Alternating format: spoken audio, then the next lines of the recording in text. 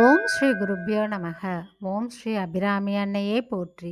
இப்போ நம்ம பார்க்க போகிறது அபிராமி அந்தாதியில் வர 95வது பாடல். இந்த பாடல் தூய மனநிலை பெற சொல்ல வேண்டிய பாடல். இப்போ இந்த பாடலை பார்க்கலாம். நன்றே வருகினும் தீதே விலகினும் நான் அறிவது ஒன்றேயும் இல்லை, உனக்கே பரம் எனக்குள்ள எல்லாம் அன்றே உனதென்றழித்து விட்டேன், அழியாத குணக்குன்றே அருட்கடலே இமவான் பெற்ற கோமலமே.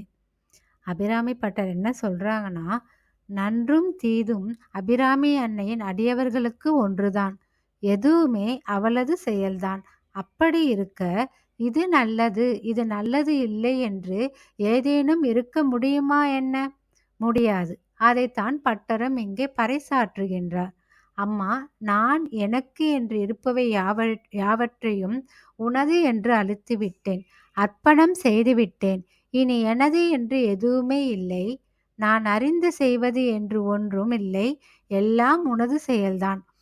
ஆதலால் நன்று தீது என்று ஏதும் எனக்கு தெரியாது, குணங்களுக்கு எல்லாம் சிகரமாக விளங்குபவளே, இமவான் புத்திரியே, உமையே, அபிராமி தாயே, அருட்கடலே, என்னை நீயே காத்து அருள வேண்டும் என்று வேண்டிக் கொள்கிறார் பட்டர். இது நான் செய்வது, இது என் காரியம் என்று இருக்கும் வரைதான் அதனால் விளையும் நன்மைகளும் தீமைகளும் நமக்கு உண்டாகி நம்மை வேதனையில் ஆழ்த்தும்.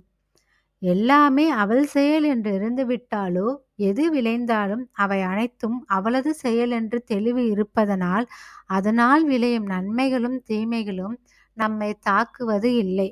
இதுவே சரணாகதி தத்துவம்.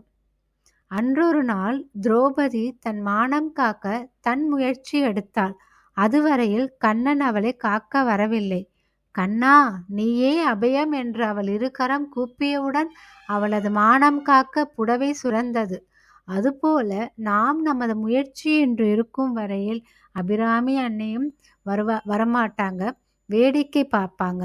அம்மா நீயே துணை என்று அவளது திருப்பாதங்களில் சரண் புகுந்து விட்டாலோ நம்மை காப்பது அன்னையோட கடமையாகி விடுகிறதுன்னு அபிராமி பட்டர் இங்கே சொல்கிறாங்க.